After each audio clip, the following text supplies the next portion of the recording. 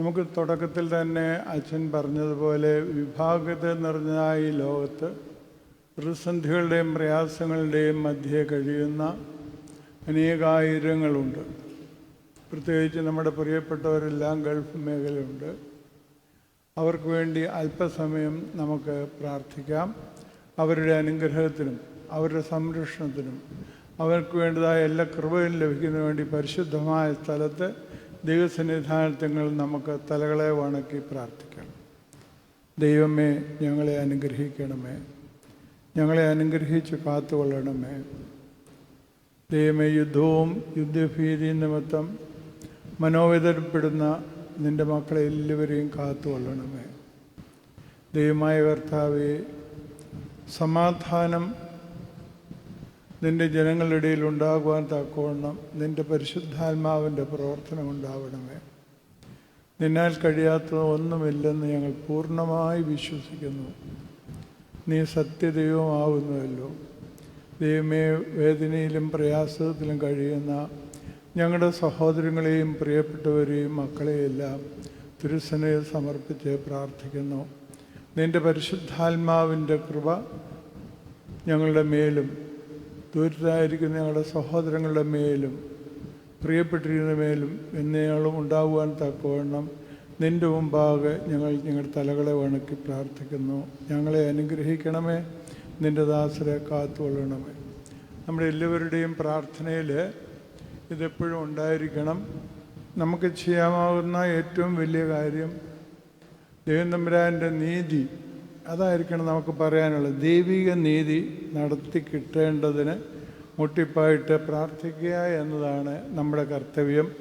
ഈ പരിശുദ്ധമായ സ്ഥലത്ത് എപ്പോഴും പ്രാർത്ഥന മുഴങ്ങുന്ന, സങ്കടങ്ങൾ മുഴങ്ങുന്ന ഈ സ്ഥലത്ത് ഇവിടുത്തെ പ്രത്യേകതയാണ് ഏറ്റവും വലുത്. ഇവിടെ വരുന്നവരെല്ലാവരും വരുന്നത് എന്തെങ്കിലുമൊക്കെ സങ്കടങ്ങൾ പറയാനും വേദനകൾ ഇറക്കി വയ്ക്കുവാനുമായിട്ടുണ്ട്. അതുകൊണ്ട് തന്നെ ദൈവം തമ്പുരാൻ ഇവിടെ സമീപസ്ഥനാണ്, എല്ലാം കേൾക്കുവാനായിട്ട്. നമുക്ക് വേറെ പ്രത്യേക കാര്യങ്ങളൊന്നുമില്ല. അതുകൊണ്ട് മുട്ടിപ്പായിട്ട് ഇന്ന് ദൈവസന്നിധിയിൽ തല വണങ്ങി നമുക്ക് പ്രാർത്ഥിക്കുകയും ചെയ്യാം. ഇവിടം കൊണ്ട് ഇത് അവസാനിപ്പിക്കുകയില്ല. നമ്മൾ നടക്കുന്ന വഴികളിലും പോകുന്ന വഴികളിലും ചെയ്യുമ്പോഴൊക്കെയും നമ്മുടെ സഹോദരങ്ങൾക്ക് വേണ്ടി മുട്ടിപ്പായിട്ട് പ്രാർത്ഥിപ്പാൻ പ്രത്യേകിച്ച് ഓർക്കണമെന്ന് നിങ്ങളുടെ സ്നേഹത്തോടെ ഓർമ്മപ്പെടുത്തുന്നു. ഇന്ന് നമ്മുടെ ചിന്തയ്ക്കായിട്ട് ഞാൻ എടുത്തിരിക്കുന്നത് നമുക്കെല്ലാവർക്കും വളരെ സുപരിചിതമായ ഒരു വേദഭാഗമാണ്. ശൗമേൽ പ്രവാചകൻ്റെ 1-ാം പുസ്തകം 1-ാം അധ്യായം 13 തൊട്ട് 18 വരെയാണ്. അതൊന്ന് വായിക്കാം. ഏലി അവളുടെ വായ സൂക്ഷിച്ചു നോക്കി. ഹന്ന ഹൃദയം കൊണ്ട് സംസാരിച്ചതിനാൽ അവളുടെ അധരം അനങ്ങിയതല്ലാതെ ശബ്ദം കേൾപ്പാനില്ലായിരുന്നു. ആകയാൽ അവൾക്ക് ലഹരി പിടിച്ചിരിക്കുന്നു എന്ന് ഏലിക്ക് തോന്നിപ്പോയി. ഏലി അവളോട്, നീ എത്രത്തോളം ലഹരി പിടിച്ചിരിക്കും? നിന്റെ വീഞ്ഞ് ഇറങ്ങിപ്പോകട്ടെ എന്ന് പറഞ്ഞു. അതിന് ഹന്ന ഉത്തരം പറഞ്ഞത്, അങ്ങനെയല്ല യജമാനെ, ഞാൻ മനോവ്യസനമുള്ള ഒരു സ്ത്രീ. ഞാൻ വീഞ്ഞോ മദ്യമോ കുടിച്ചിട്ടില്ല. യഹോവയുടെ സന്നിധിയിൽ എൻ്റെ ഹൃദയം പകരുക അത്രേ ചെയ്തത്. അടിയനെ ഒരു നീച സ്ത്രീയായി വിചാരിക്കരുത്. അടിയൻ സങ്കടത്തിൻ്റെയും വ്യസനത്തിൻ്റെയും ആധിക്യം കൊണ്ടാകുന്നു സംസാരിച്ചത്. അതിന് ഏലി, സമാധാനത്തോടെ പോയിക്കൊള്ളുക. പ്രാർത്ഥനയുടെ അവസാനം നമുക്ക് കിട്ടേണ്ടതായ ഏറ്റവും വലിയ വാചകമാണത്. സമാധാനത്തോടെ പോയിക്കൊള്ളുക. അതാരും പറഞ്ഞില്ലെങ്കിലും നമ്മുടെ മനസ്സിൽ ആ ഒരു വിശ്വാസം ഉണ്ടായി. നിങ്ങൾ യാചിച്ചത് ലഭിച്ചു എന്ന വിശ്വാസത്തോട് പോകുവാനായിട്ടാണ് കർത്താവ് നമ്മളോട് പറഞ്ഞിരിക്കുന്നത്. പലപ്പോഴും നമ്മൾ മനസ്സുകാരാണ്. അതുകൊണ്ട് തന്നെ ലഭിച്ചോ ഇല്ലയോ, ലഭിക്കുമോ ഇല്ലയോ എന്നുള്ള സംശയമുണ്ട്. ഈ സംശയം വിട്ടൊഴിഞ്ഞ് സമാധാനത്തോടെ പൊയ്ക്കൊള്ളുക എന്ന് അവിടെ പറയുന്നതിൻ്റെ അവസാനം അവൾ പിന്നെ ദുഃഖിച്ചില്ല, അവൾ സന്തോഷത്തോടെ മടങ്ങിപ്പോയി എന്നാണ് അവിടെ കാണുന്നത്. ഈ സംഭവം എല്ലാവർക്കും അറിയാമെങ്കിലും അതിന് പശ്ചാത്തലം എന്ന് പറയുന്നത് നന്നായിരിക്കും എന്ന് ഞാൻ വിശ്വസിക്കുകയാണ്. അവിടെ കാണുന്നത് ഒരു സാധാരണ യഹൂദ കുടുംബമാണ്. എൽക്കാന ഭർത്താവ്. അന്നത്തെ കാലത്തെ നടപ്പനുസരിച്ച് 2 ഭാര്യമാർ അദ്ദേഹത്തിനുണ്ട്, പെനീനയും അതുപോലെ തന്നെ ഹന്നയും. പെനീനയ്ക്ക് മക്കളുണ്ട്, അതേസമയത്ത് ഹന്നയ്ക്ക് മക്കളില്ല. പെനീനയ്ക്ക് മക്കൾ ഉള്ളത് കൊണ്ട് പെനീനയ്ക്ക് ഒരു കൊച്ചഹങ്കാരമുണ്ട്. നമുക്കങ്ങനെയാണല്ലോ, മറ്റുള്ളവർക്കില്ലാത്തതൊക്കെ നമുക്കുള്ളപ്പോൾ നമുക്കൊരിത്തിരി തലയൊക്കെ പൊക്കിയൊരു നടപ്പുണ്ടല്ലോ. അപ്പോൾ ഇന്ന് പറഞ്ഞതുപോലെ നീ മറ്റുള്ളവരെ കാണിക്കാനും കൂടെ നമ്മൾ ചിലപ്പോൾ അങ്ങ് നടന്നു കളയും. നമ്മളിത് ചിന്തിക്കുമ്പോൾ അതുകൂടി നമ്മൾ നോക്കണം, നമുക്ക് ആ സ്വഭാവം ഉണ്ടോ എന്ന്. ഈ പെനീന അവളുടെ കുത്തുവാക്കുകളൊക്കെ ഹന്നയ്ക്ക് കേൾക്കേണ്ടി വന്നിട്ടുണ്ട്. അന്നത്തെ കാലത്ത് ഉണങ്ങിയ വൃക്ഷമെന്നാണ് മക്കളില്ലാത്ത അമ്മമാരെയും അപ്പന്മാരെയും ഒക്കെ വിളിക്കുന്നത്. അപ്പോൾ അന്ന് ഇന്നത്തേക്കാളൊക്കെ വളരെ കഠിനമായ കാലഘട്ടങ്ങളാണ്. അപ്പോൾ ആ കുത്തുവാക്കുകളെല്ലാം സഹിച്ച് ആ കുടുംബത്തിൽ കഴിഞ്ഞ ഒരു പാവം സ്ത്രീയായിരുന്നു ഹന്ന. അത് ഹന്ന. അപ്പം എൽക്കാന, പെനീന, ഹന്ന, ഇവർക്ക് ഒരു പ്രത്യേക സ്വഭാവമുള്ളത് എന്നാന്ന് വെച്ചാൽ, ഒരു സാധാരണ കുടുംബത്തിലെ യഹൂദന്മാർ ചെയ്യുന്നത് പോലെ തന്നെ അവർ എല്ലാ വർഷവും ദേവാലയത്തിൽ ബലിയർപ്പിക്കുവാനും നേർച്ചയിടി. എന്തുകൊണ്ടാണ് ഈ വർഷത്തിലൊരിക്കൽ പോകുന്ന, നമ്മുടെ ആൾക്കാരങ്ങനെ പോകുന്നവരുണ്ട്, വർഷത്തിലൊരിക്കൽ പോകുന്നത്, അതല്ല ഉദ്ദേശിക്കുന്നത്. അന്ന് ഇതുപോലെ അടുത്തല്ലല്ലോ ജെറുസലേം ദേവാലയം, ഒത്തിരി ദൂരേന്ന് വരുന്നതുകൊണ്ട് ഒരു ദിവസമെങ്കിലും ഒരു ആഴ്ചയിലും പോകും. പിന്നെ അവർ സിനഗോഗിൽ കൂടിക്കൊള്ളും. പക്ഷേ ദേവാലയത്തിൽ ഒരു പ്രാവശ്യം അവർ പോയിരുന്നു അവിടെ ബലിയർപ്പിക്കുവാനും നേർച്ച കളിക്കുവാനും ഒക്കെ. അത് ഉപവാസത്തോടും പ്രാർത്ഥനയോടും ഒരുക്കത്തോടും കൂടിയാണ് അവർ പോകുന്നത്. ആ ഒരുക്കത്തോടെ പോയി ബലി അർപ്പിച്ച് കഴിഞ്ഞ ഒരു ദിവസം ഹന്ന ദൈവത്തിൻ്റെ സന്നിധാനത്തിൽ അവളുടെ ഹൃദയം പകരുകയാണ്. അവൾ പറയുന്നുണ്ട്, ഞാൻ എൻ്റെ സങ്കടം എൻ്റെ ദൈവത്തോട് പകരുകയാണ് ചെയ്യുന്നത് യജമാനനെ എന്നാണ്. എന്ന കാരണം ഏലിക്ക് തെറ്റിദ്ധാരണയുണ്ടായി, കാലത്തേ എഴുന്നേറ്റ് ഈ സ്ത്രീ വീഞ്ഞും കുടിച്ചാണോ ഈ വന്നേക്കുന്നതെന്നുള്ളൊരു തോന്നൽ. ആചാര്യൻ എന്ന നിലയിൽ ശ്രേഷ്ഠമായിട്ട് ദേവാലയത്തിൻ്റെ പൂമുഖത്ത് ഗംഭീരാവസ്ഥയിൽ ഇരിക്കുകയാണ്. ആ ഇരിക്കുമ്പോഴാണ് ഇത് കാണുന്നത്. അതുകൊണ്ട് തന്നെ അവളോട് പറഞ്ഞു, നിൻ്റെ വീഞ്ഞിറങ്ങിപ്പോകട്ടെ എന്ന് പറയുകയാണ്. അപ്പോൾ പറയും, ഞാനൊരു പാവം സ്ത്രീയാണ്, എനിക്ക് അങ്ങനെ ഒരു ചിന്തയില്ല എന്ന് പറയുമ്പോൾ അത് ഉൾക്കൊള്ളുന്ന ശ്രേഷ്ഠാചാര്യൻ, ആ ശ്രേഷ്ഠാചാര്യൻ അവൾക്ക് കൊടുക്കുന്ന അനുഗ്രഹമാണ്, നീ സമാധാനത്തോടെ പൊയ്ക്കൊള്ളുക എന്നുള്ളതായ വാക്കാണ് അവളുടെ അദ്ദേഹത്തിൻ്റെ വായിൽ നിന്ന് ലഭിക്കുന്നത്. ഒരു 3-4 കാര്യങ്ങൾ നമുക്കിതിനോട് ബന്ധപ്പെട്ട് ചിന്തിക്കാനായിട്ട് ഉണ്ട് എന്നാണ് എൻ്റെ പൂർണ്ണമായ വിശ്വാസം. ഒന്ന്, കൊടുത്തയാളും സ്വീകരിച്ചയാളുടെയും പ്രത്യേകതയാണ്. കൊടുത്തയാൾ അത് പൂർണ്ണ വിശ്വാസത്തോടെയാണ്, നീ സമാധാനത്തോടെ പോയിക്കൊള്ളുക, നിൻ്റെ ആഗ്രഹം സാധിച്ചിരിക്കും എന്ന് പറയുമ്പോൾ ദൈവത്തിൻ്റെ സ്ഥാനത്തിൽ നിന്ന് ദൈവത്തിൻ്റെ വാക്കായിട്ട് പറഞ്ഞതാണ്. അങ്ങനെ കൊടുക്കുവാൻ അഹറോനോടും മക്കളോടും മോശ വഴി സീനായി പർവ്വതത്തിൽ വെച്ച് യഹോവ കൽപ്പിക്കുന്നുണ്ട്. ഒരു പ്രാർത്ഥന നിങ്ങൾ പ്രത്യേകം ശ്രദ്ധിക്കണം. നിങ്ങളുടെ തലയിൽ വല്ലപ്പോഴൊക്കെ ഞങ്ങൾ കൈവച്ച് പ്രാർത്ഥിക്കുമ്പോൾ ഇതാണ് അതിൻ്റെ സാരം കൂടി. സംഖ്യാപുസ്തകം 6-ാം അധ്യായം 24 മുതലുള്ള വാക്യങ്ങൾ. നിങ്ങൾ ഇസ്രായേൽ മക്കളെ അനുഗ്രഹിച്ച് ചൊല്ലേണ്ടത് എന്തെന്നാൽ, 1, യഹോവ നിന്നെ അനുഗ്രഹിച്ച് കാക്കുമാറാകട്ടെ. 2, യഹോവ തിരുമുഖം നിന്റെ മേൽ പ്രകാശിപ്പിച്ച് നിന്നോട് കൃപയുള്ളവനാവട്ടെ. 3, യഹോവ തിരുമുഖം നിന്റെ മേൽ ഉയർത്തി നിനക്ക് സമാധാനം നൽകുമാറാകട്ടെ എന്ന് പറയുന്നു. ഇങ്ങനെ അവർ ഇസ്രായേൽ മക്കളുടെ മേൽ എൻ്റെ നാമം വയ്ക്കണം, ഞാൻ അവരെ അനുഗ്രഹിക്കും. ഇത് ആചാര്യന്മാർക്കും ശ്രേഷ്ഠാചാര്യന്മാർക്കുമായി അവിടെ വെച്ച് പറഞ്ഞിട്ടുള്ളതാണ്.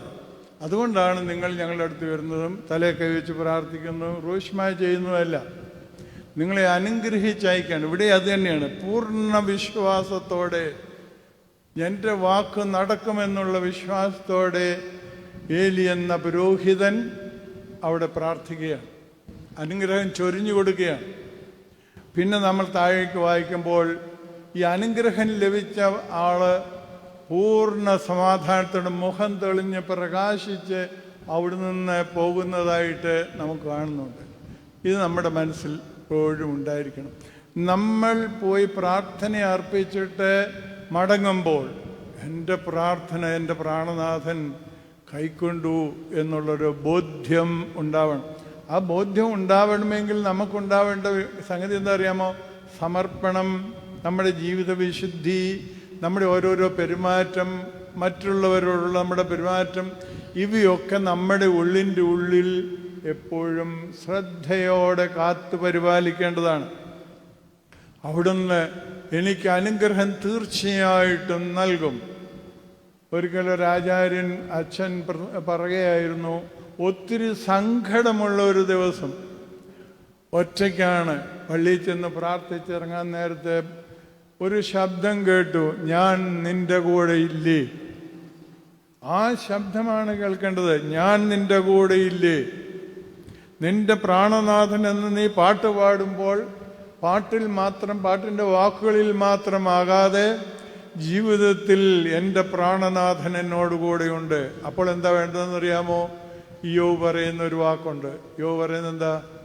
എൻ്റെ മൂക്കിൽ അവൻ്റെ ശ്വാസമുണ്ട്. എൻ്റെ മൂക്കിൽ അവൻ്റെ ശ്വാസമുണ്ട്.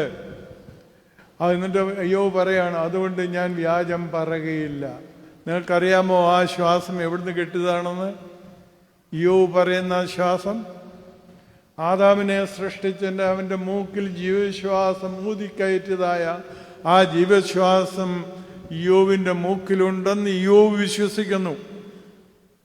യോബ് പറയാണ്, അതുകൊണ്ട് ഞാൻ വ്യാജം പറയുകയില്ല. ഇത് നമ്മുടെ ഉള്ളിൽ ഉണ്ടായിരിക്കണം. അനുഗ്രഹിച്ച് കാക്കുകൊള്ളും എന്ന് വിശ്വസിക്കുന്നതോടൊപ്പം നമ്മുടെ പ്രവർത്തനങ്ങളിലും വാക്കുകളിലുമൊക്കെ ദൈവത്തിന് അഹിതകരമായ ഒന്നും ഉണ്ടാവരുത്. അതാണ് യോബ് പറയുന്നത്. എൻ്റെ മൂക്കിൽ അവൻ്റെ ശ്വാസമുണ്ട്, അതുകൊണ്ട് ഞാൻ വ്യാജം പറയുകയില്ല. സഹോദരൻ കൂട്ടുകാർ വന്നത് സഹായിക്കാനാ, അവനെ സന്തോഷിപ്പിക്കാനും മനസ്സമാധാനം പറയാം. പക്ഷേ കിട്ടിയത് മുഴുവനും വേദനജനകമായ വാക്കുകളാണ് കൂട്ടുകാരിൽ നിന്ന് കിട്ടിയത്. ആ വേദനയുടെ ഇടിയിലാണ് യോബ് പറയുന്നത്, എൻ്റെ മൂക്കിൽ അവൻ്റെ ശ്വാസമുണ്ട്. ഈ ഒരു കാര്യം നമ്മളെപ്പോഴും ഓർക്കണം. നമ്മൾ പൗലോസ്ലീഹായുടെ ലേഖനത്തിലുണ്ടല്ലോ, നിങ്ങൾ ദൈവത്തിൻ്റെ മന്ദിരമെന്നും ദൈവത്തിൻ്റെ ആത്മാവ് നിങ്ങളിൽ വസിക്കുന്നു എന്ന് നിങ്ങൾ അറിയുന്നില്ലയോ എന്ന്. മാത്രമല്ല, ഓരോ കുഞ്ഞിനെയും മാമോദീസ മുക്കുമ്പോഴും എന്താണ് അവിടെ പറയുന്നത്? കർത്താവ് യേശു മിശിഹായി തൻ്റെ ശിഷ്യന്മാർക്ക് നൽകിയതായ ശ്വാസം നിങ്ങൾക്ക് നൽകട്ടെ. എവിടെ വെച്ചാൽ നൽകിയത്? നിങ്ങൾ ആ ഉയർത്തെഴുന്നേറ്റ് വന്നിട്ട് പറയുന്നത്, നിങ്ങൾക്ക് സമാധാനം. ആ ശ്വാസം നമ്മുടെ ഉള്ളിലുണ്ടോ എന്നും അത് നമ്മൾ കാത്തു സൂക്ഷിക്കപ്പെടുന്നു എന്നും നോക്കേണ്ടത് അത്യാവശ്യമാണ്. ഒന്നാമത് ഓർക്കേണ്ടതാണ്, ഇത് കൊടുത്തയാളും സ്വീകരിച്ചയാളും പൂർണ്ണ വിശ്വാസത്തോടെ അത് സ്വീകരിച്ചു എന്നതാണ്. രണ്ടാമതായിട്ട് ഈ കൊടുത്ത ആളെക്കുറിച്ചാണ് പറയാനുള്ളത്. കൊടുത്ത ആളാരാന്നറിയാമോ? ഏലി എന്ന പുരോഹിതൻ. ഏലി ആരാന്ന് നിങ്ങൾക്കറിയണം. അപ്പോഴേ ആ മഹത്വം, പറഞ്ഞ ആളുടെ മഹത്വം മനസ്സിലാവുകയുള്ളൂ. ഏലി അഹ്റോൻ്റെ മകനായ ഫിനെഹാസിൻ്റെ മകൻ ആണ് ഏലി. ഇസ്രായേലിൽ നിന്ന് വസ്തുത നീക്കിയവനാണ്. നമ്മൾ പ്രാർത്ഥനയും പാട്ടിനും ചൊല്ലുന്ന ആളാണ് ഫിനെഹാസ്. ആ ഫിനെഹാസിൻ്റെ ഉത്തമപുത്രനാണ് ഏലി. ആ ഏലി പറഞ്ഞാൽ ഫലിക്കും എന്നത് നാം എപ്പോഴും ഓർക്കണം. നമുക്കും ആ ഒരു ഉത്തമ ബോധ്യം നമ്മുടെ ഉള്ളിലുണ്ടാകും. പക്ഷേ അതിനിടയിലൊരു പക്ഷേയും കൂടെ ഉണ്ട്. ഇദ്ദേഹം മരിക്കുന്നത് എങ്ങനെയാണെന്ന് നിങ്ങൾക്കറിയാം. പുറകോട്ടായി ഒടിഞ്ഞു മരിക്കുകയാണ് ചെയ്തത്. അതിൻ്റെ കാരണം അറിയാമോ? അതിൻ്റെ കാരണം തൻ്റെ പുത്രന്മാരായ ഓഫിനിയും ഫിനെഹാസുമാണ്. ഓഫിനിയും ഫിനെഹാസിൻ്റെയും ക്രമം കെട്ട ജീവിതമാണ് യഥാർത്ഥത്തിൽ ഏലി എന്ന പുരോഹിതൻ്റെ ദുരന്തത്തിന് കാരണം. ഇത്രയും ശ്രേഷ്ഠനായ മനുഷ്യൻ്റെ എന്തുകൊണ്ട് എന്ന് നമ്മൾ മാതാപിതാക്കൾ ഓർക്കണം.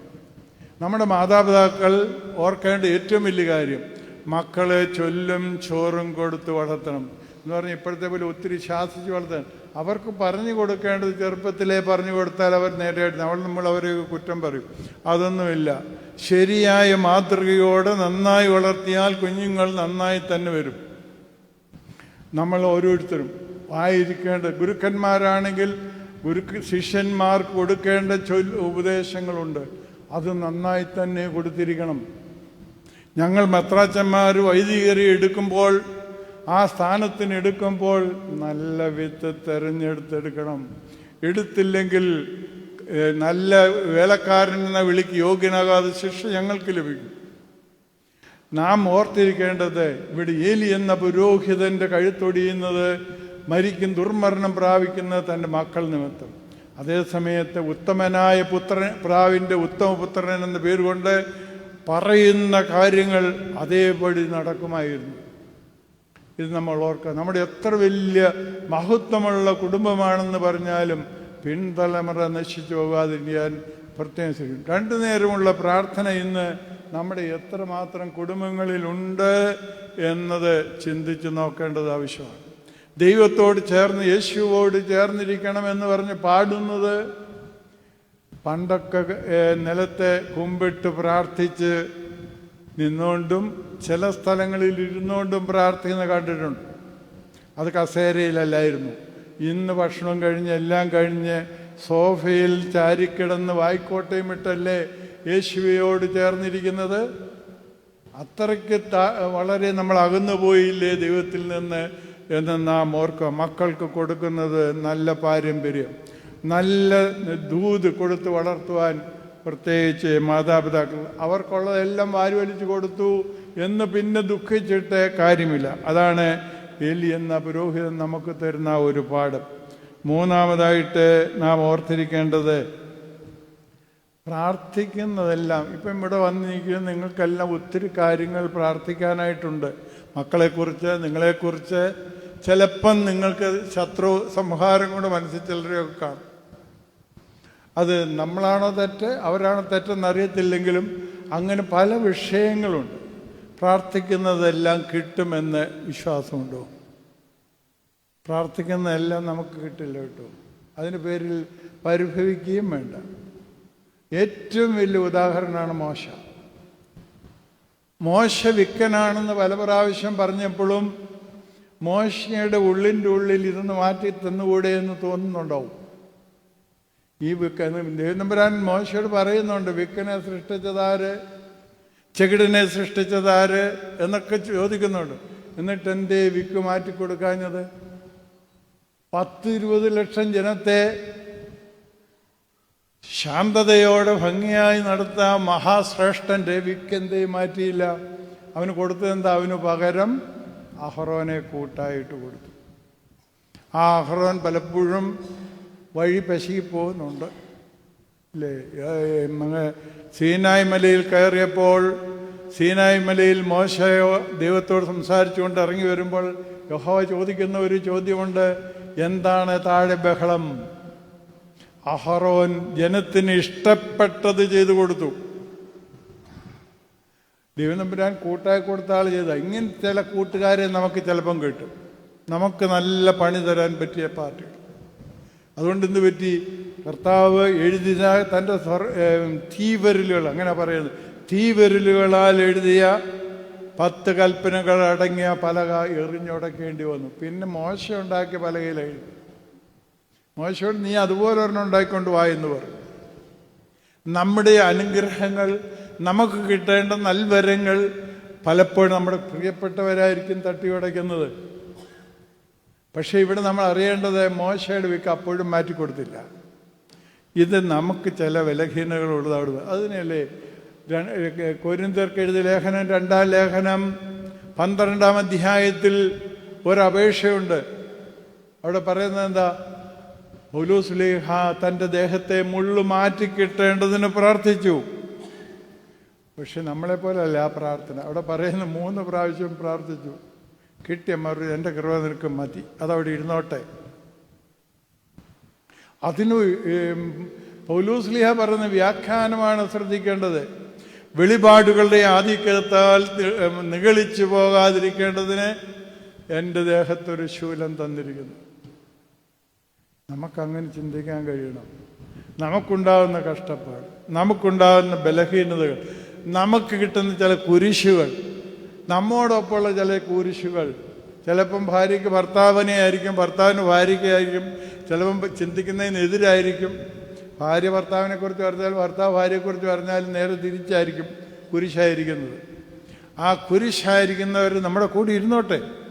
മക്കൾ ചിലപ്പോൾ അങ്ങനെ ആയിരിക്കും. മാതൃകയായിട്ട് കണ്ണുനീരോടെയും പ്രാർത്ഥിക്കുക. അഗസ്തീനോസിനെ കണ്ണുനീര് കൊണ്ട് വിശുദ്ധനാക്കുവാൻ ആ അമ്മയ്ക്ക് കഴിഞ്ഞെങ്കിൽ നമ്മുടെ കുടുംബങ്ങളും നന്നായി വരുമെന്നുള്ള കാര്യം പ്രത്യേകിച്ച് ഓർക്കണം. അതുകൊണ്ട് നാം ചോദിക്കുന്നതെല്ലാം കിട്ടിയില്ല എന്ന് നമ്മൾ അവനിൽ നിന്ന് അകലുപോകരുത്. അതിനെന്തോ ഉദ്ദേശം, അതിലെന്തോ ഒരു കാര്യമുണ്ട്. ഒരു പക്ഷേ വിക്കനായ മോശയ്ക്ക് വിക്കൂട് മാറ്റിക്കൊടുത്താൽ വേറെ എന്തെങ്കിലും സംഗതി കാണുമായിരിക്കും. അതിനെക്കുറിച്ച് വിധിക്കാൻ ഞാൻ ആരുമല്ല, എനിക്കും അതിനെക്കുറിച്ച് വ്യാഖ്യാനം പറയാനും അറിയില്ല. ഏതായാലും ദൈവം തമ്പുരാൻ അവൻ്റെ ഇത്രയും വലിയ ജനത്തെ നയിക്കുമ്പോൾ എന്ത് അനീതിയാണെന്ന് ഞാനൊക്കെ പറഞ്ഞേന്. നിങ്ങൾ പറയില്ലേ, ഇത്രയും വലിയ ജനത്തെ നയിക്കാനായിട്ട് ഒരാളെ ഏൽപ്പിച്ചിട്ട് അയാൾക്ക് വേണ്ടതായ ഒരു കുറവൊന്ന് പരിചയിച്ച് കൊടുക്കാൻ വയ്യായിരുന്നു ഈ ദൈവത്തിന് എന്ന് എനിക്ക് നിങ്ങൾക്ക് വിശാലമായി പറയാൻ പറ്റും. പക്ഷെ അതല്ല, ആ ദൈവത്തിൻ്റെ നടത്തിപ്പിന് എന്തോ ഒരു പ്ലാനും പദ്ധതിയും ഉണ്ട് എന്നുള്ളത് നമ്മൾ വിശ്വസിക്കുക തന്നെ വേണം പ്രാർത്ഥിക്കാനായിട്ട് നിൽക്കുമ്പോൾ. ഇതിനിടെ ചിലപ്പോൾ നമുക്ക് ധൃതികൾ ധാരാളം വരും. അതെങ്ങനെ വേഗമായിട്ട് എൻ്റെ കർത്താവ് എന്ന് പറയും. പക്ഷെ അതിനൊക്കെ ദൈവത്തിൻ്റെ സമയമുണ്ട് കേട്ടോ. വേദപുസ്തകത്തിൽ ചിലർ ധൃതിയിൽ ചില കാര്യങ്ങൾ സാധിച്ചിട്ടുണ്ട്. അവർക്ക് വലിയ നമ്മളെക്കാളൊക്കെ എത്രയോ ഉയർന്നത്തിലായതുകൊണ്ട് അത് പറയുമ്പോഴും എനിക്ക് സങ്കടമുണ്ടെങ്കിലും ഞാൻ പറയട്ടെ, അബ്രഹാമിൻ്റെ ഭാര്യയായ സാറയ്ക്ക് ഇച്ചിരി ധൃതി കൂടിപ്പോയി. അതുകൊണ്ടാണ് ഹാഗാറിനെ അന്നത്തെ വ്യവസ്ഥയനുസരിച്ച് കൊടുത്തത്. അതിൻ്റെ അവസാനം എന്താ പറ്റിയേ? നിങ്ങളൊന്ന് ആലോചിച്ച് നോക്കിയേ. അതിൻ്റെ പേരിൽ സാറാമ്മച്ചി വല്ലാതെ വിഷമിക്കുന്നുണ്ട്, ഒത്തിരി വിഷമിക്കുന്നുണ്ട്. വേലക്കാരി ഭരിക്കാൻ എത്തുന്നതായ അവസ്ഥയിലേക്ക് കയറി ചെല്ലുന്നു. എങ്കിലും ആ വേലക്കാരിയാണെങ്കിലും അവൾക്ക് ദൈവശബ്ദം മനസ്സിലാവുന്നു, ദൈവത്തെ മനസ്സിലാവുന്നു. അവൾ ഇറങ്ങിപ്പോകുമ്പോൾ മാലാഹ ചെന്ന് വഴി തടയുന്നുണ്ട്. വഴി തടയുമ്പോൾ തിരികെ പോകുക എന്ന് പറഞ്ഞ് മാലാഹ പറയുമ്പോൾ അവൾ പറയുന്നൊരു ശബ്ദമുണ്ട് കേട്ടോ. അത് നമ്മളറിയണം. അവൾ പറയുകയാണ്, എന്നെ കാണുന്നവനെ ഞാൻ ഇവിടെയും കണ്ടുവല്ലോ. എന്നിട്ട് അവിടെ പറയുന്നു, അവൾ ദൈവത്തിന് എന്നെ കാണുന്നവനെന്ന് പേരിട്ടു എന്ന്. ഏറ്റവും വലിയ തിയോളജിയാണ്. ഞങ്ങൾക്ക് ഒത്തിരി വലിയ തിയോളജി പറയുന്നെങ്കിലും ഇതാണ് ഏറ്റവും വലിയ തിയോളജി. എന്താ കാര്യം? എന്നെ കാണുന്നവനെ ഞാൻ ഇവിടെയും കണ്ടു. ആ ബോധ്യമാണ് എനിക്കും നിങ്ങൾക്കും വേണ്ടത്. ഞാനും നിങ്ങളും പറയുമ്പോൾ നമ്മെ കാണുന്നവനായ, നമ്മെ കേൾക്കുന്നവനായ ദൈവം നമ്മുടെ ചാരയുണ്ട് എന്നൊരു ബോധ്യം ഉണ്ടാവും. ഈ ധൃതി പിന്നെയും നമ്മൾ പരിശോധിക്കും കാണും. റാഹേലും യാക്കോവും, റാഹേലിന് പിള്ളേരൊന്നുമില്ലാതെ വലിയ സങ്കടമായിരുന്നു, ഒത്തിരി ദുഃഖമായിരുന്നു. അവിടെയും കാണുന്നുണ്ട് ഇത് തന്നെ. അതേസമയത്ത് ഒരു ദുഃഖവുമില്ലാതെ ഭാര്യയും ഭർത്താവും കൂടെ കഴിഞ്ഞ രണ്ടുപേരെയും നമ്മൾ വേദപുസ്തകത്തിൽ കാണുന്നുണ്ട്. എലിസബത്തും പിന്നെ സക്കറിയായി. അവിടെ സങ്കടങ്ങളേ ഇല്ലായിരുന്നു. സങ്കടം ഉണ്ടാവും, ഒത്തിരി കുത്തുവാക്ക് കേട്ടതല്ലേ, ഒത്തിരി പരിഹാസം കേട്ടതല്ലേ, ഉണങ്ങിയ വൃക്ഷമെന്ന് കേട്ട് കാണും. സങ്കടങ്ങൾ ഒത്തിരി ഉണ്ടായിരുന്നെങ്കിലും അവിടെ ധൃതിയില്ലായിരുന്നു. ആ അനുഗ്രഹം ലഭിച്ചപ്പോൾ ആ അനുഗ്രഹം ഉൾക്കൊള്ളാനൊരു പടി സക്രിയായിക്കൊണ്ടായി. ഇത്രയൊക്കെ ഇങ്ങനെ സാധിക്കുമോ എന്ന് സംശയം ഉണ്ടാകുകയും ശിക്ഷയായിട്ട് മൗനിയായിരിക്കേണ്ട ഗതികേടും കൂടെ വന്നു. പക്ഷേ അവിടെയും സമർപ്പിച്ചുകൊണ്ട് ദൈവത്തിൻ്റെ സമയത്തിന് നമ്മൾ വിട്ടുകൊടുക്കണം. ദൈവത്തിൻ്റെ സമയത്തിന് നമ്മൾ വിട്ടുകൊടുക്കാത്തത് കൊണ്ടാണ് പലപ്പോഴും അത് തിരിച്ചടിയാവും. നമ്മൾക്ക് പെട്ടെന്ന് ധൃതി. 4 ദിവസം കഴിഞ്ഞാണ് ലാസറിൻ്റെ കബറിങ്കിലേക്ക് എത്തിയത്. നിങ്ങളോ ഞാനോ ആണെങ്കിൽ കർത്താവിൻ്റെ സ്ഥാനത്ത്, നിങ്ങളോ അല്ലെങ്കിൽ കർത്താവിൻ്റെ സ്ഥാനത്ത് നമ്മുടെ പ്രിയപ്പെട്ടവരാണെങ്കിൽ ഞാനോ നിങ്ങളോ സമ്മതിക്കൂ? ഒരു രോഗിയായിരുന്നപ്പോൾ കാണാൻ വരാൻ പറഞ്ഞതാ, എന്നിട്ട് പോയി കണ്ടോ? ഇല്ല. മരിച്ച് 4-ാം ദിവസം വന്നിരിക്കുന്നു, എന്നിട്ട് കല്ല് മാറ്റി കൊടുക്കാനും. ഇത് ദൈവത്തിൻ്റെ സമയത്തെക്കുറിച്ചുള്ള ബോധ്യം നമ്മുടെ കഷ്ടപ്പാടുകൾക്കും പ്രയാസങ്ങൾക്കും ചില പരിധികളുണ്ട്. അതാണ് അബ്രഹാം പിതാവിൻ്റെ കാണുന്നത്. ആ വിറകെടുത്ത് ഇസഹാക്കിനെ കൊണ്ട് ചുമപ്പിച്ച് മോറിയ മല വരെ കൊണ്ടുപോയിട്ട് അത് യാക്കപീഠത്തിന്മേൽ കിടത്തി അവിടെ വെച്ച് വാളോങ്ങുന്നത് വരെ ദൈവം അവനെ പരീക്ഷിച്ചു. ആ പരീക്ഷയിൽ ജയിച്ചതാണ്. ആ പരിമിതിയിലാണ് അബ്രഹാമിൻ്റെ വിശ്വാസം മനസ്സിലായത്. നമ്മുടെ വിശ്വാസത്തോടെയുള്ള പ്രാർത്ഥനയിൽ നമ്മുടെ പരിമിതിയിൽ ദൈവം കയറി ഇടപെടും. ആ ഇടപെടൽ വളരെ ശക്തവുമായിരിക്കും. അതുകൊണ്ട് നമ്മൾ ഓരോരുത്തരും അറിയേണ്ടതിന് എന്താണെന്ന് ചോദിച്ചാൽ, നമുക്ക് എന്തെങ്കിലും വേദനയും പ്രയാസം അവരോട്ട് പകർന്നു കൊടുക്കുക. ഹന്ന ചെയ്തതുപോലെ പകരുക ഹൃദയം ദൈവത്തിന് മുമ്പാകെ. എൻ്റെ കഷ്ടപ്പാടുകൾ നീ കാണുന്നില്ലേ? എനിക്ക് കൂട്ടായി തന്നിട്ടുള്ളവർ കാണിക്കുന്നതെല്ലാം നീ കാണുന്നില്ലേ? ഇതെല്ലാം അവിടത്തേക്ക് അറിയാമല്ലോ എന്ന് പറഞ്ഞ് പകർന്നു കൊടുക്കുക. അതാണ് നമുക്ക് കരുണീയമായിട്ടുള്ളത് എന്നുള്ള കാര്യം പ്രത്യേകിച്ച് ഓർത്തിരിക്കുക. ഈ നോമ്പിൻ്റെ കാലത്ത് പ്രാർത്ഥനയുടെ വിവിധ വശങ്ങളെക്കുറിച്ച് കൂടെ ഞാൻ വളരെ കമ്പിവാചകത്തിൽ ചില കാര്യങ്ങൾ പറയാം. പ്രാർത്ഥനയിൽ ഉണ്ടാവേണ്ടത് ഹൃദയം പകരുന്ന അവസ്ഥയാണെന്ന് ഞാൻ പറഞ്ഞു. അതോടൊപ്പം തന്നെ ഓർക്കേണ്ടത് ഈ നമ്മുടെ ഓരോ ഞായറാഴ്ചത്തെ വായനയിലും ഒത്തിരി കാര്യങ്ങൾ നമുക്ക് ചിന്തിക്കാനായിട്ടുണ്ട്.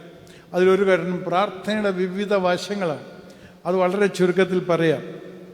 മൂന്നാണ് ഞാൻ പറഞ്ഞ നാലാമത്തെ പോയിൻ്റാണ് അത്. പ്രാർത്ഥനയുടെ വിവിധ വശങ്ങൾ.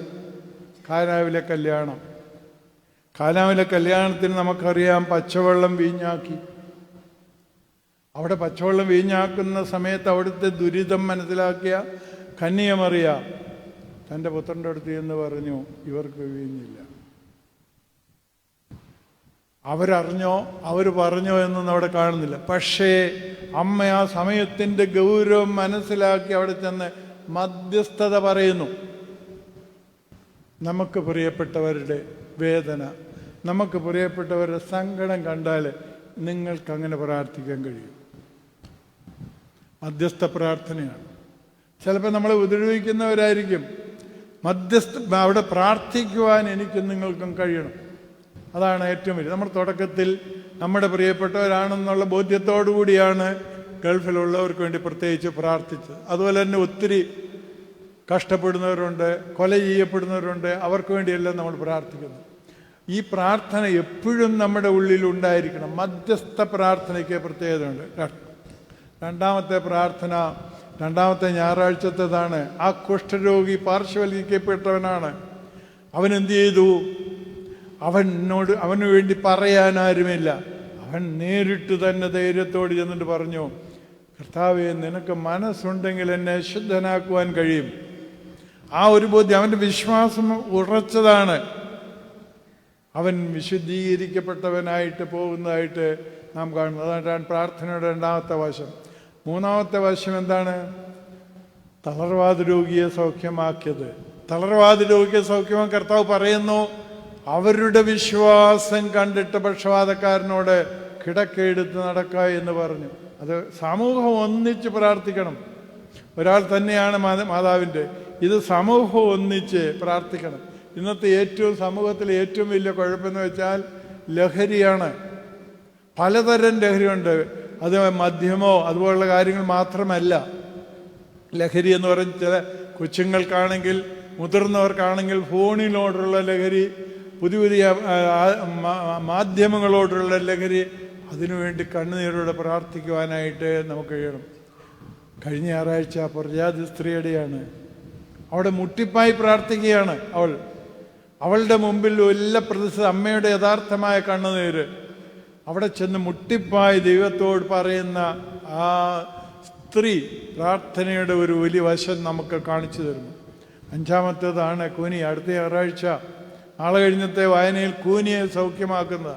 കൂനിക്ക് ആ യെരുശലേം ദേവാലയത്തിലേക്കുള്ള കയറ്റം വളരെ ബുദ്ധിമുട്ടുള്ളതാണ്. ആ ബുദ്ധിമുട്ടുള്ളത് കൂനും പിടിച്ചുകൊണ്ട് ആ അമ്മച്ചി എന്നും പോയിരുന്നു. പക്ഷേ നാം അവിടെ കാണുന്ന ഒരു കാര്യം, അവൾ കർത്താവിനോട് പറഞ്ഞില്ല, എനിക്ക് കൂനുണ്ട്, എനിക്ക് നടക്കാൻ ബുദ്ധിമുട്ടാണ്, എനിക്കെന്നും ദേവാലയത്തിൽ വരണമെന്നുണ്ട്, ഒന്നും പറഞ്ഞില്ല. അങ്ങോട്ട് ചെന്ന് കർത്താവ് അവിടെ ദേവാലയത്തിലെത്തുക. നമ്മുടെ കുറവുകൾ, നമ്മുടെ ബലഹീനതകൾ, നമുക്കുള്ള ആവശ്യങ്ങൾ തിരിച്ചറിയുന്ന കർത്താവ് പറയുന്നില്ലേ, നിങ്ങൾ നിങ്ങളുടെ മക്കൾക്ക് നല്ല ദാനങ്ങളെ കൊടുക്കുവാൻ അറിയുന്നുവെങ്കിൽ സ്വർഗസ്ഥനായ പിതാവ് തന്നോട് യാചിക്കുന്നവർക്ക് പരിശുദ്ധാത്മാവിനെ എത്രയധികം കൊടുക്കും. മുട്ടിപ്പായി വിളിച്ച് ദിവസനിധാനത്തിൽ നിൽക്കുവാൻ, ദൈവത്തോട് അടുത്ത് ചേരുവാൻ, പാട്ട് പാടുമ്പോൾ മാത്രം യേശുവോട് ചേർന്നിരിക്കാതെ ജീവിതത്തിൽ തന്നെ കർത്താവിനോട് ചേർന്നിരിക്കുവാനായിട്ട് നമുക്ക് കഴിയണം. അവസാനത്തെ ഞായറാഴ്ച ആ കുരുടനെ സൗഖ്യമാക്കിയതാണ്. അതിൻ്റെ തുടക്കത്തിൽ കിടക്കുന്ന വായിച്ചിട്ടുണ്ടോ? അവിടെ പറയുന്നത് എന്താണ്? ഇവനെങ്കിലും ഇവൻ്റെ അമ്മയപ്പന്മാരെങ്കിലും പാപം ചെയ്തിട്ടല്ല, ദൈവപ്രവൃത്തി അവങ്കൽ വെളിവാകേണ്ടതിന്, ദൈവനാമ മഹത്വത്തിനായിട്ട്. നമ്മുടെ പ്രാർത്ഥന, നമ്മുടെ ജീവിതം ദൈവനാമ മഹത്വത്തിനായിരിക്കണം. പ്രാർത്ഥനയുടെ 6ാമത്തെ വശമത. ഇവിടെ മനം സമർപ്പിച്ച പകരുന്നതായ ഹന്നയെ നാം ചിന്തിക്കുമ്പോൾ ഈ കാര്യങ്ങൾ നമ്മുടെ മനസ്സിൽ സുദൃഢമായിട്ടുണ്ടാകുവാൻ പ്രത്യേകിച്ച് ഓർത്തിരിക്കണമെന്നുള്ള കാര്യം ഓർമ്മപ്പെടുത്തുന്നു.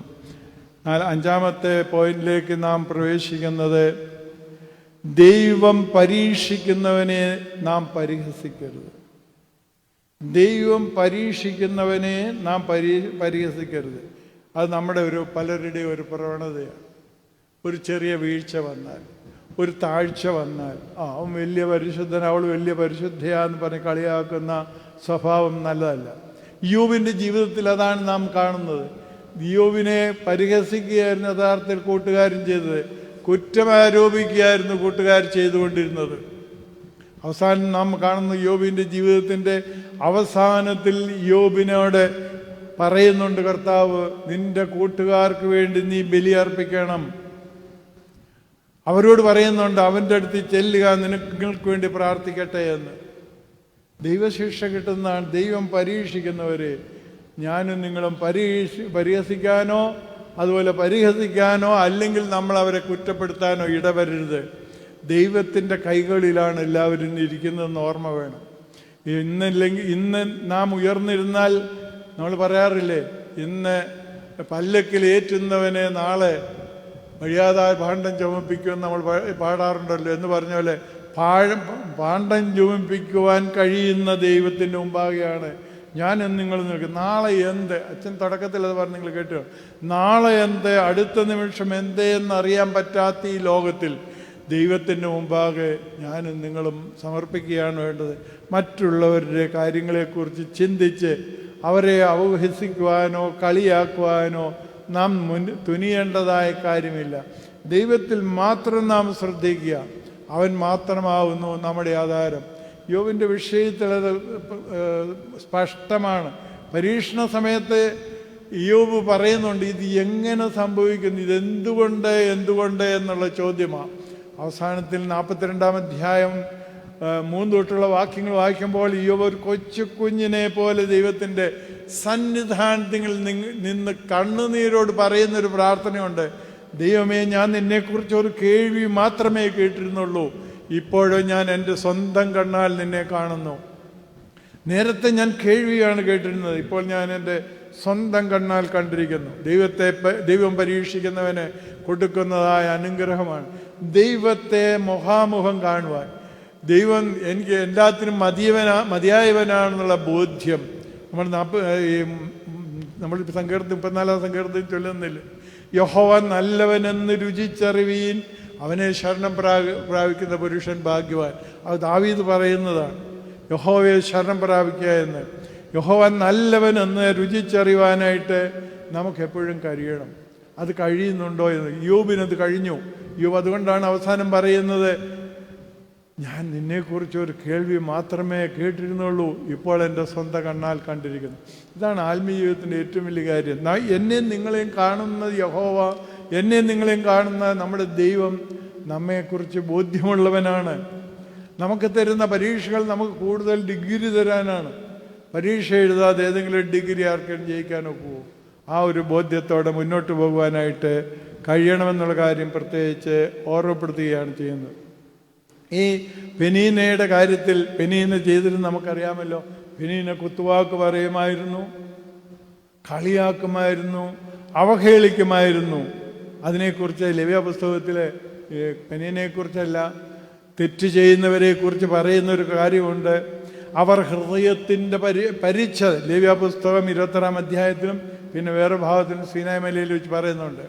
ഹൃദയത്തിന് താഴ്ത്തി ഹൃദയത്തിൻ്റെ പരിച്ഛേദന. നമ്മളെപ്പോഴും പറയും പൗലോസ്ലീഹായാണ് ഹൃദയത്തിൻ്റെ പരിച്ഛേദനയെക്കുറിച്ച് പറഞ്ഞിട്ടുള്ളത്. അങ്ങനെയല്ല, സീനായ് മലയിൽ വെച്ച് തന്നെ യഹോവ കൽപ്പിച്ചതാണ്, ഹൃദയത്തിൻ്റെ പരിച്ഛേദന കഴിച്ച് എൻ്റെ അടുക്കൽ വരുക എന്ന്. നീ നിൻ്റെ സഹോദരനോട് എന്തെങ്കിലും തെറ്റ് ചെയ്തിട്ടുണ്ടെങ്കിൽ നിന്റെ ഹൃദയം താഴ്ത്തി നീ ഹൃദയത്തിൻ്റെ പരിച്ഛേദന കഴിച്ച് എൻ്റെ അടുക്കൽ വന്നാൽ ഞാൻ നിന്നോട് ക്ഷമിക്കും. കർത്താവ് അത് കുരിശിൽ കിടന്ന് പറഞ്ഞു. എന്താ പറഞ്ഞേ? കർത്താവ് ഇവരോട് ക്ഷമിക്കണമേ എന്ന്. ഇവർ ചെയ്തതെന്ന് അത് കർത്താവ് നമുക്ക് കാണിച്ചുന്ന മാതൃക. എന്നിട്ട് അവരോട് ഇതുവരെ ക്ഷമിച്ചു. ചിലപ്പോൾ എനിക്ക് തോന്നാറുണ്ട് ക്ഷമിച്ചില്ലെന്ന്. ദൈവത്തിൻ്റെ ജനമാണെങ്കിലും ഇപ്പോഴും സ്വന്തം സ്ഥലത്ത് നിന്ന് സുഖമായിട്ട് കടന്നുറങ്ങാൻ പറ്റാത്ത അവസ്ഥ നാം ഓർക്കേണ്ട ഒരു വലിയ കാര്യമാണ്. നാം ക്ഷമിച്ചാലും ദൈവം ക്ഷമിക്കാത്ത അവസ്ഥയുണ്ട്. ഇത് നമ്മൾ പ്രത്യേകിച്ച് മനസ്സിൽ കുറിച്ചിട്ടേക്കണം. ദൈവം ക്ഷമിക്കും, നാം ക്ഷമിക്കണം, പക്ഷെ ദൈവം ക്ഷമിക്കണമെന്ന് നിർബന്ധമില്ല. വേണമെങ്കിൽ എന്ത് വേണമെന്നറിയാമോ?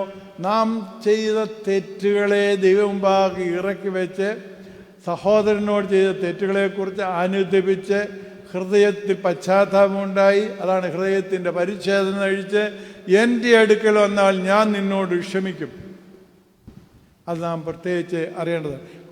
പെനീനയെ സംബന്ധിച്ചിടത്തോളം പെനീനയ്ക്ക് അവൾക്ക് കിട്ടിയതായ ഉയർച്ച, അവൾക്ക് കിട്ടിയ മക്കളുടെ അനുഗ്രഹം അവൾക്കൊരു വലിയ അഹങ്കാരമായിരുന്നു. ആ അഹങ്കാരം എവിടം വരെ എത്തിയെന്ന് പിന്നെ ചരിത്രത്തിലൊന്നുമില്ല. പക്ഷേ കുത്തുവാക്ക് കേട്ടവളുടെ മകൻ ഒരു ചരിത്രത്തിൻ്റെ സ്ഥാനത്ത് ചരിത്രത്തിൽ എഴുതപ്പെട്ടവനായി തീർന്നു. ഇത് നാം ഓർക്കേണ്ടതാണ്. 6-ാമത്തെ പോയിന്റ്, പെനീനയ്ക്കും മക്കളുണ്ടായി, ഹന്നയ്ക്കും മകനുണ്ടായി. പെനീനയ്ക്ക് മക്കളുണ്ടായി, അതെന്താണെന്ന് ആർക്കും അറിയത്തില്ല, അതവിടെ കൊണ്ട് തീർന്നു. പക്ഷേ ഹന്നയ്ക്കും മകനുണ്ടായി. ഹന്ന പറഞ്ഞില്ല എൻ്റെ മകനെ രാജാവാക്കണമെന്ന് പറഞ്ഞില്ല, ഞാൻ അവനെ നിന്റെ സന്നിധി സമർപ്പിച്ചോളാമെന്ന് പറഞ്ഞു. ഹന്ന ചെയ്തതും അത് മാത്രമേ ഉള്ളൂ. പക്ഷെ 2 രാജാക്കന്മാരെ വാഴിച്ചവനാണ്, പ്രതിസന്ധി ഘട്ടത്തിൽ ഇസ്രായേലിനെ നയിച്ചവനാണ് ശമൂവേൽ പ്രവാചകൻ. അതാണ് ശക്തി. ആ ഉദരത്തിൻ്റെ പ്രാർത്ഥനയുടെ ബലത്തിൻ്റെ കിട്ടിയതായ അനുഗ്രഹമാണത്. അവൾ ചോദിക്കാതെ തന്നെ അവളുടെ മകൻ ചരിത്രത്തിൽ എഴുതപ്പെട്ടവനായി തീർന്നു. ഏറ്റവും ശക്തരായി ഇസ്രായേലിനെ നയിച്ചവരുടെ കൂട്ടത്തിൽ പെടുന്നയാളാണ് ശമൂവേൽ. ഇത് നമ്മൾ ഓർക്കേണ്ടത്. നാം ചിലപ്പോൾ ചിലതൊക്കെ കിട്ടുമ്പോൾ നിഗളിച്ചു പോകുമ്പോൾ, അഹങ്കരിച്ചു പോകുമ്പോൾ ഓർക്കുക, ദൈവം ഇങ്ങനെ നീതിയുള്ള ന്യായാധിപനാണ്. അവന് ഇഷ്ടമുള്ളവനെ ഉയർത്തും, ഇഷ്ടമില്ലാത്തതിന് താഴ്ത്തുകയും ചെയ്യും. ഇഷ്ടമില്ലാത്തവർ നമ്മളെപ്പോലെ ഇഷ്ടവും ഇഷ്ടക്കേടുമല്ല നമ്മൾ ചെയ്യേണ്ടത്. നമ്മുടെ ഇപ്പോഴത്തെ സങ്കടം നാളെ സന്തോഷമാകാം. ചിലപ്പോൾ അത് കുറേ നീണ്ടുപോയെന്ന് വരാം. പക്ഷെ ദൈവത്തിൽ അർപ്പിക്കുക എന്നതാണ് നാം ചെയ്യേണ്ടത്. പെനീനയും അതുപോലെ ഹന്നയും നമുക്ക് തരുന്നതായ ഏറ്റവും വലിയ ദൂത് അതാണ്. ഉണങ്ങിയ വൃക്ഷമെന്ന് ഹന്നയെ വിളിച്ച പെനീന എവിടെ നിൽക്കുന്നു? അതേ സമയത്ത് ഉണങ്ങിയ വൃക്ഷമെന്ന് അവഹേളനം കേട്ട ഹന്ന ഉയരത്തിലേക്ക് ഉയർന്നു. അമ്മ മകൻ നിമിത്തം ഉയർത്തപ്പെടുകയാണ്. നമ്മൾ തുടക്കത്തിൽ പറഞ്ഞു, അപ്പൻ നിമിത്തം പേര് കേട്ടവനായ ഏലി എന്ന പുരോഹിതൻ, മഹാപുരോഹിതൻ. അതേസമയത്ത് മക്കൾ നിമിത്തം ദുർമരണം പ്രാപിക്കേണ്ടി വന്നതായ ഏലി എന്ന പുരോഹിതൻ. ഇത് നമ്മുടെ മനസ്സിൽ ഉണ്ടാവേണ്ടതാണ്. അമ്മയ്ക്കും അപ്പനും ഒക്കെ പേര് സമ്പാദിക്കുന്ന മക്കൾ, അത് പണം കൊണ്ടല്ല. പണം ഇന്നല്ലെങ്കിൽ നാളെ പോകും. ലഭിച്ച നൽവരങ്ങൾ ഇന്നല്ലെങ്കിൽ നാളെ നമ്മിൽ നഷ്ടപ്പെട്ടു പോകും എന്നുള്ളതായ ബോധ്യം നമ്മുടെ മനസ്സിൽ ഉണ്ടാവേണ്ടത് പ്രധാനപ്പെട്ട വിഷയമാണ്. 7-ാമതായിട്ട് അവസാനത്തെ പോയിന്റോട് പറഞ്ഞ എൻ്റെ വാക്ക് ചുരുക്കുകയാണ്. ലഭിക്കുന്ന അനുഗ്രഹം നമ്മിൽ നിന്ന് കവിഞ്ഞൊഴുകണം. ലഭിക്കുന്ന അനുഗ്രഹം നമ്മിൽ നിന്ന് കവിഞ്ഞൊഴുകുവാൻ കഴിയണം. അതാണ് ശൗമേൽ പ്രവാചകൻ. അത് അമ്മയിൽ മാത്രമോ എൽക്കാനയിൽ മാത്രമോ അവരുടെ മക്കളായിട്ടല്ല ഇരിക്കുന്നത്, മകനായിട്ടല്ല. അത് സമൂഹത്തിൻ്റെ നേതൃനിരയിൽ നിൽക്കുമ്പോൾ ആ അമ്മ എത്രമാത്രം സന്തോഷിച്ചിരിക്കും. അത് അനുഗ്രഹം കവിഞ്ഞൊഴുകുകയാണ്. ഹന്നയ്ക്ക് പ്രാർത്ഥനയിലൂടെ കിട്ടിയ അനുഗ്രഹം കവിഞ്ഞൊഴുകുകയാണ്. എലിസബത്തിന് സഖറിയായ്ക്കും കിട്ടിയ അനുഗ്രഹം, കർത്താവിൻ്റെ മുന്നോടിയാകുവാനുള്ള അനുഗ്രഹം, ഉദരത്തിൽ വെച്ച് കർത്താവിനെ പ്രസംഗിക്കുവാനുള്ള അനുഗ്രഹം കിട്ടിയതാണ് ആ എലിസബത്തിൻ്റെ ഭാഗ്യം. അതാണ് യോഹന്നാൻ. താമസമായിരുന്നു, ഒത്തിരി താമസിച്ചാണ് കിട്ടിയത്. പക്ഷെ അത് പറഞ്ഞു തീർക്കാൻ പറ്റാത്തത്രയും വലിയ അനുഗ്രഹമായിരുന്നു എന്നത് നമ്മുടെ മനസ്സിൽ ഓർക്കേണ്ടതാണ്. ഒരു കാര്യം കൂടി കൂട്ടത്തിൽ നിങ്ങളോട് പറയുകയാണ്. ഉണങ്ങിയ വൃക്ഷത്തെക്കുറിച്ച് അത് പറയുമ്പോൾ എന്നെ കേൾക്കുന്ന ആർക്കെങ്കിലും അത് കേൾക്കുന്നെങ്കിൽ ആരോഗ്യം തോന്നണ്ട. എന്നെ കേൾക്കുന്ന പലരോടെ അത് ഈ അടുത്തിടെ ഒരു സംഭവം കേട്ടതുകൊണ്ട് കൂടി പറയുകയാണ്. ഇടത്തിടെ കേട്ടു, കല്യാണമെല്ലാം ആലോചിച്ചു, എന്നെ കെട്ടിക്കാനും വിളിച്ചു കേട്ടോ. ഒരു 3 ആഴ്ച മുമ്പ് എന്നോട് പറഞ്ഞു, തിരുമേനി കല്യാണം മാറിപ്പോയി, എന്താ കാര്യം ചോദിച്ചവൻ പറഞ്ഞു, ചെറുക്കന് കല്യാണം കഴിക്കുന്നത് സന്തോഷമാണ്, മക്കളുണ്ടാവണ്ട. ഇപ്പോഴത്തെ പുതിയ തലമുറയുടെ ഒരു സവിശേഷതയാണ്. പിന്നെ ഈ പണമൊക്കെ ഉണ്ടാക്കി എന്തെടുക്കാനാണ് ഈ കഷ്ടപ്പെടുന്നത്? ഉണങ്ങിയ വൃക്ഷം എന്ന് കളിയാക്കപ്പെട്ടവരെ കുറിച്ചാണ് നാം ചിന്തിച്ചത്. ഇവിടെ ഉണങ്ങാതെ നിൽക്കുന്ന വൃക്ഷം ഉണങ്ങാൻ തന്നെ തീരുമാനിച്ചാൽ എന്ത് ചെയ്യും? അത് ദൈവത്തിൻ്റെ നീതിയെ പരീക്ഷിക്കലാണ്. അതുകൊണ്ട് മാതാപിതാക്കൾ പ്രത്യേകിച്ച് അവർക്ക് കല്യാണം കഴിപ്പിക്കേണ്ട മക്കളെ അതൊക്കെ നിങ്ങൾ പോയി പറഞ്ഞാൽ അവർ നിങ്ങളുടെ അടുത്ത് വല്ലതും പറയുമെന്ന് എനിക്കറിയാം. 40-45 വർഷമായി ഞാൻ അച്ഛനായിട്ടും മെത്രാനായിട്ടും. അപ്പോൾ ഇതിനിടയിൽ മാതാപിതാക്കളുടെ പരിഭവം കേട്ടിട്ടുണ്ട്. അച്ഛനൊന്ന് പറയേ, തിരുമേനി ഒന്ന് പറയേ അവനോട്, അവളോട് എന്ന് പറയുന്നതായ ഒത്തിരി ശബ്ദം. ഈ ഉണങ്ങിയ വൃക്ഷം മക്കളുണ്ടാകാതെ അവസ്ഥയായിരുന്നു.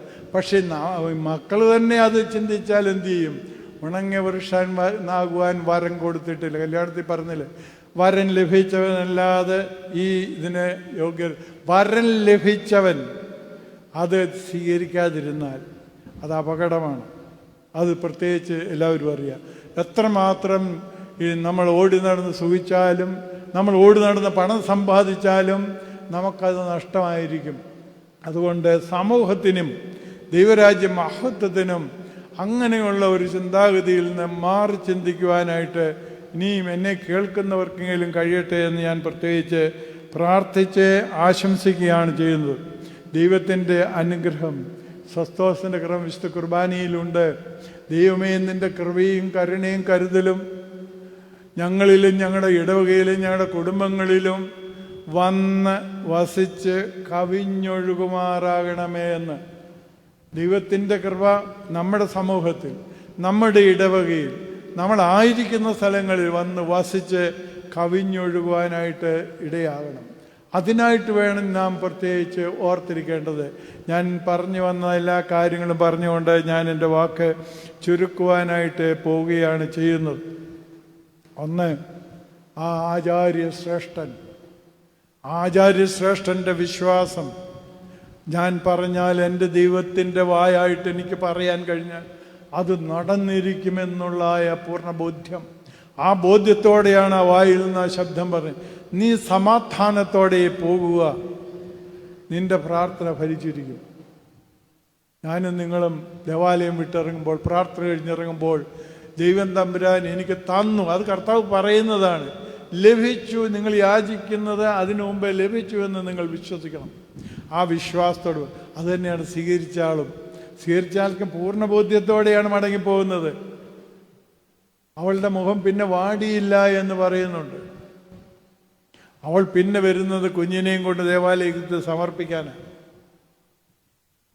ഇത് നാം ഒന്നാമത് ഓർത്തിരിക്കുക. രണ്ടാമതായിട്ട്, ഉത്തമനായ പിതാവിൻ്റെ ഉത്തമനായ പുത്രൻ, ബാധ നിരോധിച്ച ഫിനഹാസിൻ്റെ പുത്രനാണ് ഏലി എന്ന ആ മഹാശ്രേഷ്ഠ പുരോഹിതൻ.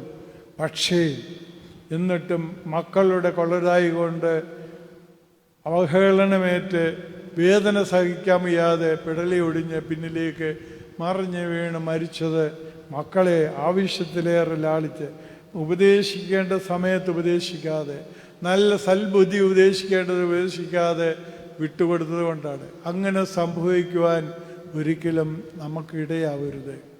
കുഞ്ഞുങ്ങളെ വളർത്തുമ്പോൾ ചെറുപ്പത്തിലെ കഷ്ടപ്പാട് നോക്കി വളർത്തണം.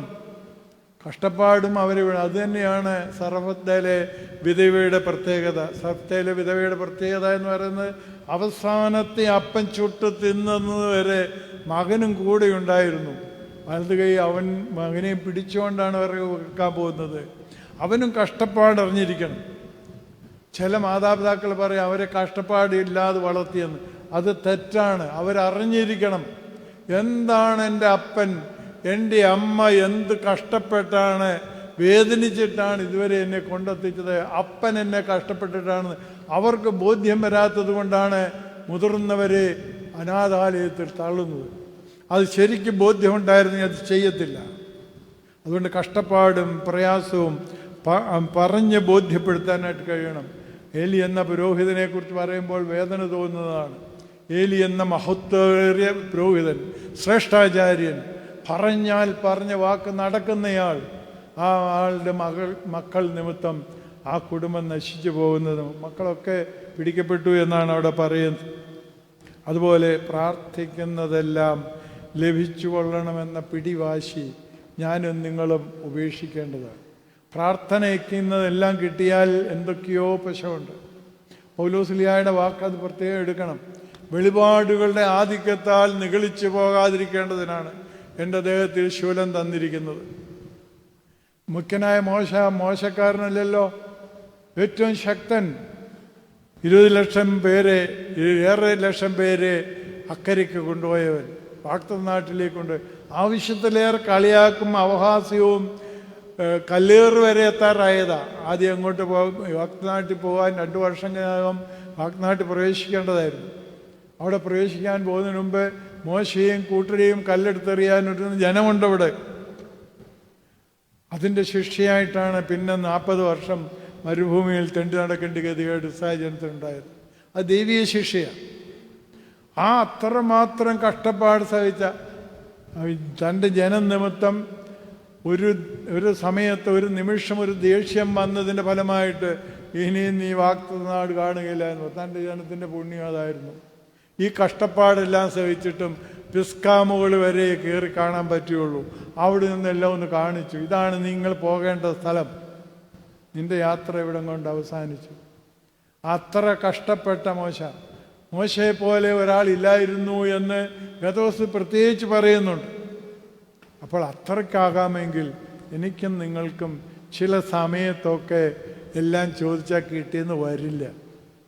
അതുകൊണ്ട് കിട്ടാത്തതിനെക്കുറിച്ച് ദുഃഖിക്കാതെ കിട്ടിയതിനെക്കുറിച്ച് സന്തോഷിക്കുവാൻ, ആനന്ദിക്കുവാൻ, എൻ്റെ ദൈവം എനിക്കിതെല്ലാം തന്നുവല്ലോ, ബാക്കി അവൻ നോക്കിക്കൊള്ളും, എൻ്റെ ദൈവം മഹത്വാനാണ്, എൻ്റെ ചാരെ അവനുണ്ട്, അവൻ എനിക്ക് തന്നുകൊള്ളുമെന്നുള്ള ബോധ്യത്തോടെ നിൽക്കുവാനായിട്ട് എനിക്കും നിങ്ങൾക്കും കഴിയണം. ലഭിച്ചതിനെക്കുറിച്ച് സന്തോഷിക്കുക, ലഭിക്കാത്തതിനെക്കുറിച്ച് പിറുപിറുക്കാതിരിക്കുക. നമ്മുടെ ഏറ്റവും വലിയ സംഗതി അത്. ഇസ്രായേൽ ജനത്തെ പോലെ തന്നെയാണ്. നമുക്ക് ലഭിക്കാത്തതിനെക്കുറിച്ച് പിറുപിറുക്കുവാൻ നമുക്കൊരു മടിയുമില്ല. നമുക്ക് ലഭിച്ചതിനെക്കുറിച്ച് നമുക്കൊട്ട് ചിന്തയും പലപ്പോഴും ഇല്ല. അതുകൊണ്ട് മോശയ്ക്ക് ആ അനുഗ്രഹം കൊടുക്കാഞ്ഞ, അതുപോലെ തന്നെ പൗലോസ്ലീഹായ്ക്ക് ഏറ്റവും വലിയ ശക്തനായ സുവിശേഷകനായിരുന്നു പൗലോസ്ലീഹ. ചോദിച്ചിട്ട് പോലും കൊടുത്തില്ല. 3 പ്രാവശ്യം ചോദിച്ചു എന്ന് എടുത്ത് പറയുന്നുണ്ട്. ആ 3 പ്രാവശ്യത്തെ ചോദ്യം കഴിഞ്ഞ് പൗലോസ്ലീഹ അവിടെ നിർത്തുകയാണ്. അതിന് കാരണവും കണ്ടെത്തി അദ്ദേഹം. അതൊരു വലിയ അനുഗ്രഹമാണ്. എന്തുകൊണ്ടാണെന്നുള്ളത് 4-ാമത്തെ കാര്യം 4-6 പ്രാർത്ഥനയുടെ വിവിധ വശങ്ങളാണ് ചിന്തിച്ചത്. അത് വീണ്ടും ഒന്നുകൂടെ പറയേണ്ടത് നമ്മുടെ പ്രാർത്ഥനയിലെല്ലാം ഉണ്ടാവേണ്ടതാണ്. മധ്യസ്ഥത, സമൂഹം കൂട്ടായ മധ്യസ്ഥത, നേരിട്ട് പറയുക, അതുപോലെ ചാരെ നിൽക്കുക. നമ്മുടെ ആവശ്യങ്ങൾ അറിയുന്ന ദൈവമുണ്ട്, അവൻ നമുക്ക് വേണ്ട സമയത്ത് തന്നുകൊള്ളും. അതാണ് കൂനി നമുക്ക് വരുന്നത്. മുട്ടിപ്പായി ചില സമയത്ത് പറയണം, മുട്ടിപ്പായി തന്നെ പറയണം. അപ്പോൾ ഈ 7 വശം ഇതിനേക്കാൾ ഏറ്റവും വലുത് ദൈവനാമം മഹത്വമായിരിക്കണം. കുരുടനെ സൗഖ്യമാക്കുമ്പോൾ അതാണ് നമുക്ക് കിട്ടുന്ന ദൂത്. ദൈവനാമ മഹത്വത്തിനായിട്ടായിരിക്കണം. അതുകൊണ്ടാണ് വിശുദ്ധ യോഹന്നാൻ 17-ാം അധ്യായത്തിന് തുടക്കത്തിൽ പറയുന്നത്, പിതാവേ നിന്റെ നാമം മഹത്വപ്പെടേണ്ടതിന് പുത്രനെയും മഹത്വപ്പെടുത്തണമേ. നമ്മൾ പലപ്പോഴും പാടും, യേശുവോട് ചേർന്നിരിക്കുന്ന ചൊല്ലും, എല്ലാം അങ്ങേ മഹത്വത്തിനായി ചൊല്ലും, എല്ലാം അങ്ങേ മഹത്വത്തിനായിട്ട് ചൊല്ലിയിട്ട് പ്രവർത്തിക്കുന്നതെല്ലാം എല്ലാം എൻ്റെ മഹത്വത്തിനെന്നുള്ള അർത്ഥത്തിലല്ലേ എന്നൊന്ന് ചിന്തിക്കുന്നത് നന്നായിരിക്കും. പാട്ട് മാത്രം പോലെ ആദ്യ നൂറ്റാണ്ടിലെ അനുഭവം പോലെന്ന് പാടും. ആദ്യ നൂറ്റാണ്ടിലെ അനുഭവം ഉള്ളതിൽ എല്ലാവർക്കും വീതിച്ചു കൊടുക്കുന്നതായിരുന്നു. അങ്ങനെ ഉണ്ടോ ആർക്കെങ്കിലും മനസ്സിൽ? ഉള്ളത് കൊണ്ട് നശിച്ചു പോയാലും വേറെ ആർക്കും കൊടുക്കുകയില്ല എന്നുള്ള തീരുമാനം കാണുമായിരിക്കും. ആദ്യ നൂറ്റാണ്ടിൽ അത്ഭുതം പോലെ നടക്കട്ടെ, ആദ്യം ഉണ്ടായ അനുഭവം പോലെ നടക്കട്ടെ എന്ന് നമ്മൾ പാടുമ്പോൾ ഇതും കൂടെ മനസ്സിലേക്ക് ചിന്തിക്കുന്നത് നല്ലതായിരിക്കുമെന്ന് ഓർമ്മപ്പെടുത്തുകയാണ് ചെയ്യുന്നത്. 5-ാമത് ഞാൻ പറഞ്ഞത്, പരീക്ഷിക്കുന്നവനെ നോക്കി പരിഹസിക്കരുത്. ചിലപ്പം ദൈവത്തിൻ്റെ ശിക്ഷയായിരിക്കും, ദൈവത്തിൻ്റെ പരീക്ഷണമായിരിക്കും.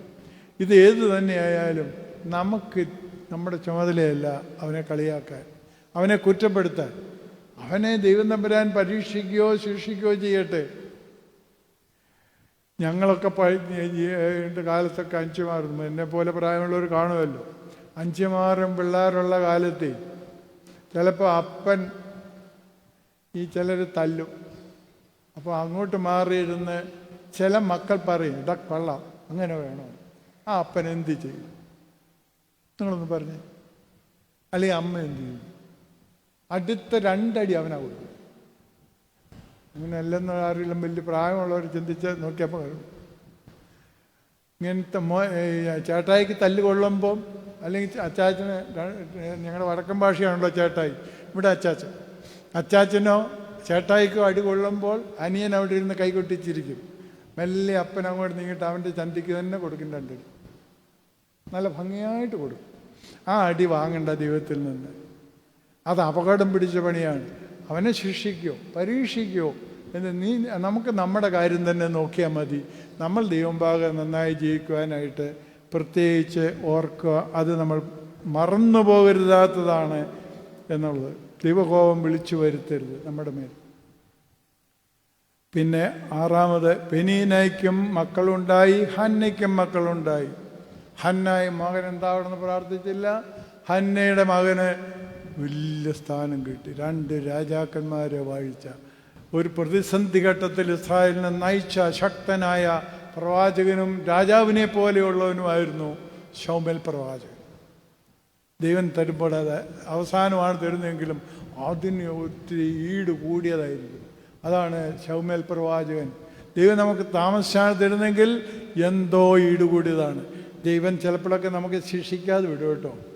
ശിക്ഷിക്കാതെ വിടുമ്പോൾ നമ്മൾ വിചാരിക്കും ഞാൻ എന്നെ ഒന്നും ചെയ്തില്ലല്ലോ.